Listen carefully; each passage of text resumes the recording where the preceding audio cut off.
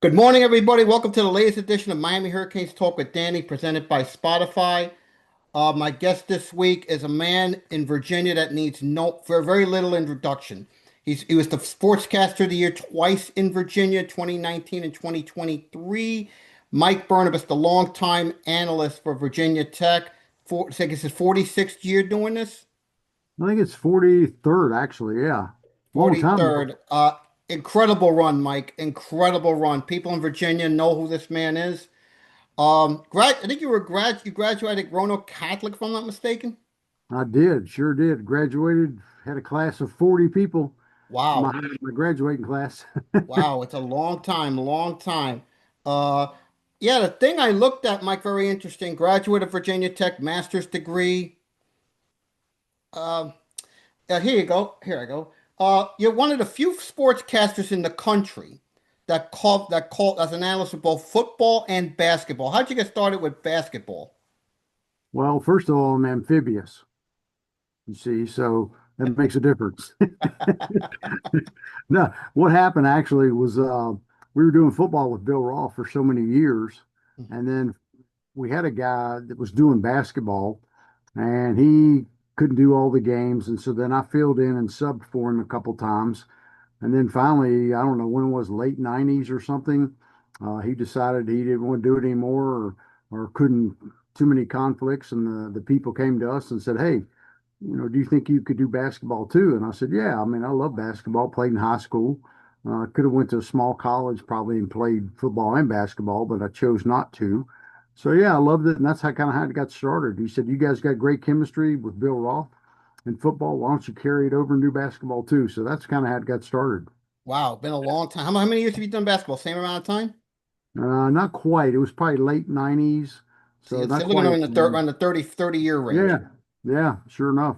Wow, quite a run, quite a run. If you're in Virginia, you know who this man is.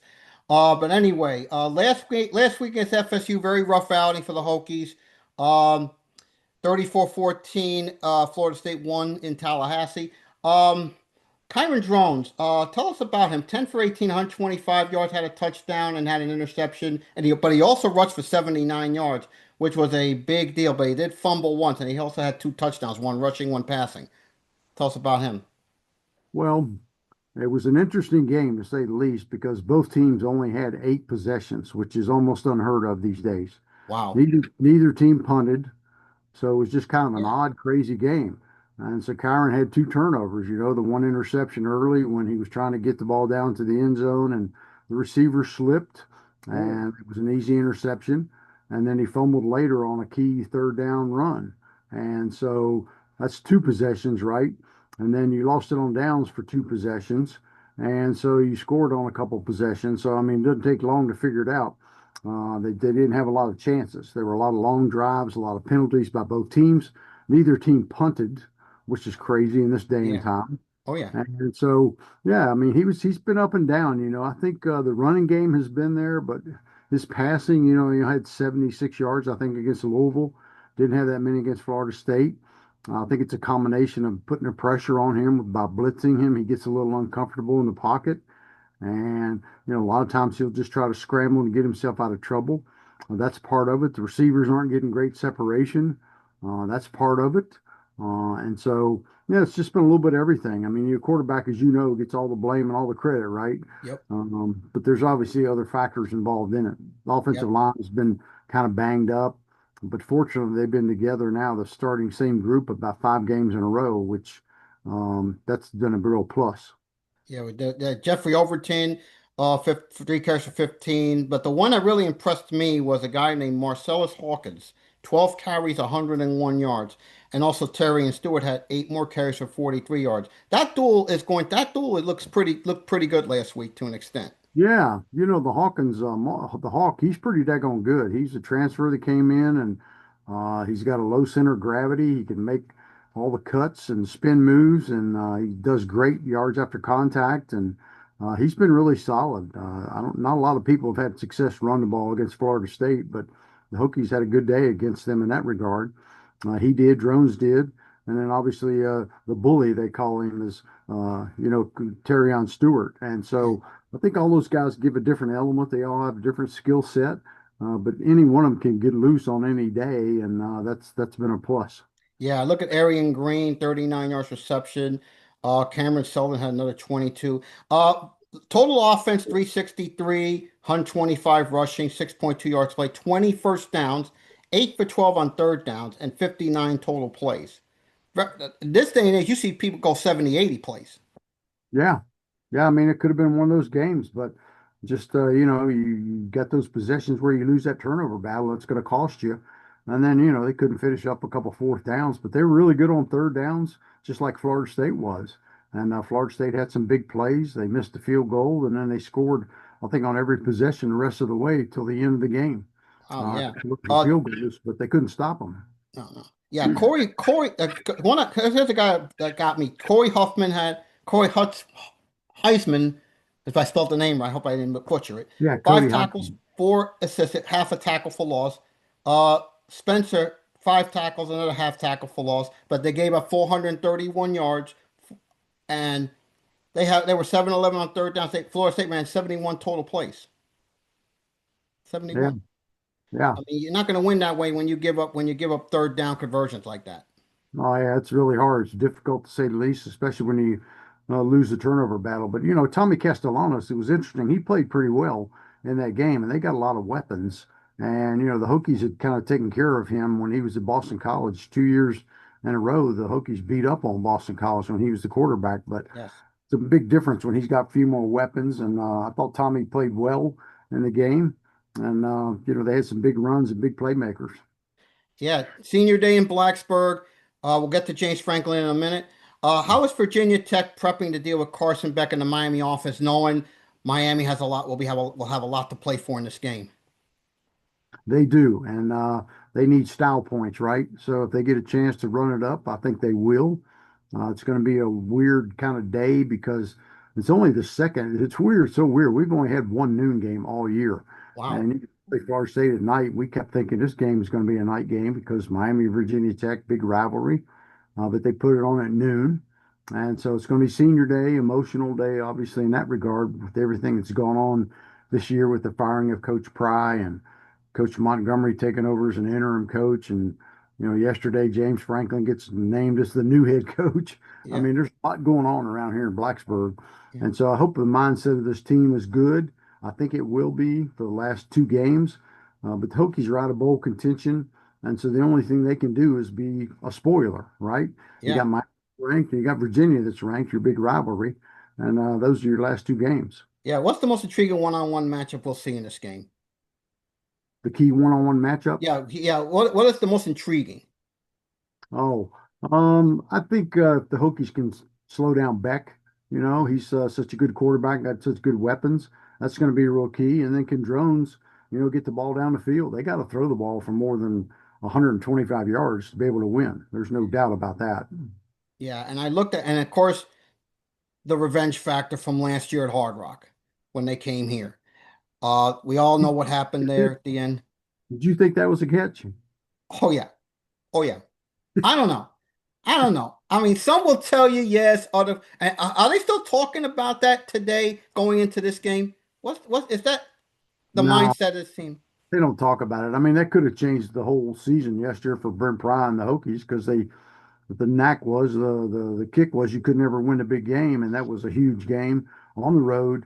Took them like 6 minutes to review it, right? Yeah, yeah, In the box down there hearing that when it's live now this year, what they were talking about last year on that play. But yeah, it's one of those things that they don't really talk about it much this year. no. Yeah, given what's gone on. How is Matt Moore, the Virginia Tech offensive line coach, preparing their tackles, Garrett and Rymack, to deal with Bain and Messidor? He's been really good. He came from West Virginia and he brought three or four players with him. And Tomas Remak has been good, and Kyle Altuner has been good. Those are two guys that have started, I think, every game. And Remak has played four different positions because they were so banged up. But Matt Moore's done a really good job, and that running game's starting to click a little bit. They were able to run against Florida State. They were able to run against Louisville. And so that's been a real plus for them. Yeah. Who is a less heralded player for Virginia Tech that could have a massive impact in this game? Less heralded. I think A guy like Takai Heath, the receiver, he's had a couple good games, but he didn't get targeted probably as much as he should. So I think he's a guy you can watch out for. I think defensively, Cody Heisman's been really a pretty good, solid player. But those two guys inside, they're pretty talented. Copeland and KG, Kelvin Gilliam, those are two pretty good ones as well. So I think those are a couple guys to watch out for. 'Cause another thing, the receiving core, Tony, they kept maybe getting Daniels back this week. How are those corners, Thomas, Brown, Murray, and Cash, preparing to deal with a guy like Tony and Tony and especially Tony? Yeah, it's difficult. I mean, they're young and they're green, but they're getting a lot of experience on the fly. Those young corners and the young guys in the secondary. What happened? Some of those guys after Brent Pry got fired just decided, hey, I'm gonna shut it down. I'm gonna get in the portal. I'm gonna save my redshirt year, and that's the problem you run into when you fire a coach after 3 games, right? Yeah. A can of worms. So some of these younger kids have had to go in there and play as true freshmen with not a lot of experience. And they've held their own. They're playing hard. They've made mistakes, but they've learned from them. But yeah, that's certainly a challenge, no question about it. Yeah, no question. Yeah. Keys to the game. Let me ask you, the keys to what is the single most important factor for Virginia Tech to win this game? What will be Don't your keys to the game? You can't lose the turnover battle. I mean, if you turn the ball over against Miami, you're going to get beat, and that's something they got to take care of. They got to take care of the ball. And Drones, has got to play well. He does a great job sometimes, but sometimes when the pressure's on, they blitz, which we expect Miami will do, just like everybody else does. At one point, a couple of weeks ago, he was the most pressured quarterback in the country, and so that really hasn't changed much. I think they got the recipe. When you can make him uncomfortable, it improves your chances to win. And so Kyron's got to go through those progressions quicker, get the ball out, and try to get the ball downfield and stretch the field a little bit. I think he probably, I'm thinking, I know you don't talk about last year much, but I'm thinking Drones last year, Drones last year was a beast. There was no question about when he came to Hard Rock. We know what Drones brings. He's going to Yeah, be a tough battle for us to deal with, especially our line, because he can run the ball. yeah, he can. He's a dual threat guy, and he did a great job down there last year. Part of that was because, Cam Ward was the quarterback, and that was his cousin, right? And he was Yeah. probably trying to show those guys up a little bit. But yeah, when he's good, he's good. But he's just for whatever reason, has struggled throwing the ball here more so this year than last. Yeah. You have a gut feeling how this one will shake out and what's your reasoning for that? What's the thing for what now? Okay, I'll repeat the question. Do you have a gut feeling on how this one will shake out and what's your reasoning behind it? Um, I think it'll be a close game, at least for the first half. And then I think, if the Hokies can hang in there in the fourth quarter and have a chance to win it, it could be interesting. I know Miami needs style points, and they're going to try to run the score up. I think everybody understands that to try to get into the better position for the playoff. So, I think it'll be a close game for a while. I think the crowd will be electric. It is sold out. They're going to have a lot of recruits here. James Franklin's going to be here. I think they're auditioning for him, which maybe is a little better than if you were just playing the string out here after the bowl hopes are over. You only have 2 games left, so a lot of guys will probably cash it in. But I think the ones that are not seniors that are playing for James Franklin and maybe the chance to play at Virginia Tech next year, I think they'll play hard and give it their best effort. But, Miami's really good. They're talented. It's going to be hard to beat them. Yeah, no question about that. Um, okay, let's get to James Franklin. Yesterday, he was introduced as the head coach at Virginia Tech. Comes from Penn State, proven winner, went to the semifinals last year, the college football playoff. But the knack from Penn State fans is that he cannot win big games. He can win the games he's supposed to win, but he can't win the big ones. What is going to be the expectations at Virginia Tech for James Franklin? Can he finally get over the hump and win big games? I think he can. I think he's a proven winner. Yeah, he struggled against Ohio State and Michigan. Not a lot of teams have beaten Ohio State lately, right? They're pretty No. daggone good.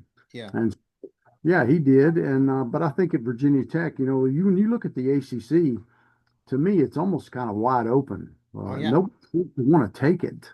Miami's had great teams, and they'll lose a game that you scratch your head and think, what the heck happened there? Yeah. We had two of them Same way this with year. look at Clemson and Florida State this year.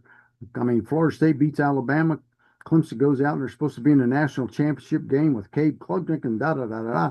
And look what's happened to those two teams. So I think a good proven coach can come in here. I think he'll bring some of the Penn State recruiting class. I think he'll bring some of what Virginia Tech's recruiting class was. And I think he'll bring some Penn State players out of the portal. And I think he's got a chance next year to come in here and, at least get him to a bowl game and be respectable. And down the road, I don't think there's any reason why he can't win 9, 10, 11 games. You mentioned Brent Pry, who got fired. James Franklin brought him up yesterday. He credited Brett Pry, did what he did. Is there any chance you see Brett Pry come back on Franklin's staff as a DC? Be a possibility. I think everybody around here loved Brent Pry. I think he was just like what exactly Frank Beamer was back in the day. He was a Yes, GA back in 1995, yes. and it's, he did it. He put his heart and soul into this program, getting him, try to get him back on track and whatnot. And he stayed with James Franklin at Vanderbilt. He was with him at Penn State. Did a great job at both of those places. And Brent Pry's father was the offensive coordinator when James Franklin was back in the day playing. And Wow. so there's some connections with the family there. And so he relied heavily on Brent Pry to learn about Virginia Tech. Was this the right place for me to go? Because as you know, there's so many great jobs out there right now. And Hokies were able to corral him. He was their top target, and they were able to get him. And a lot of that was because of what Brent told him about the culture here, the people here, the fan support, and all that sort of stuff. So I think that was instrumental, and I wouldn't be shocked if that happened. There's so much legal stuff involved because Brent obviously is going to get a payout. So how does that work if he becomes a coach again at the same place? Just like they had to work out the legal stuff with James Franklin at Penn State, getting Yeah, that buyout. I'm sure, Mike, they'll figure something out because Franklin loves Brent Pry. From the stuff I heard yesterday, a little bit at the press of his presser, he respects Brent Pry. It would Yeah, not shock me if Pry comes back as his defensive coordinator. yeah, he got choked up talking about him. There's no doubt. There, He'll be here. yeah, and a lot. Mike, before when we go, anything you want to leave our audience with, and how can people get in touch with you? They can get in touch with me through my email or, I'm on Twitter, which is X now, of course, Mike Burnop VT. So yeah, it's easy to find me. Just look around. It's pretty easy. Simple email, just easy. No problems at all. No, definitely not at all. Definitely. Hey, Mike, thank you very much for coming on as always. Greatly appreciate it. One of these days, I'm going to have to make the trip up to Blacksburg. You need to do that, my man. You've been I need waiting. to. All I need to. So take care. Take care, Mike. Thanks for coming on, man. right, take care. You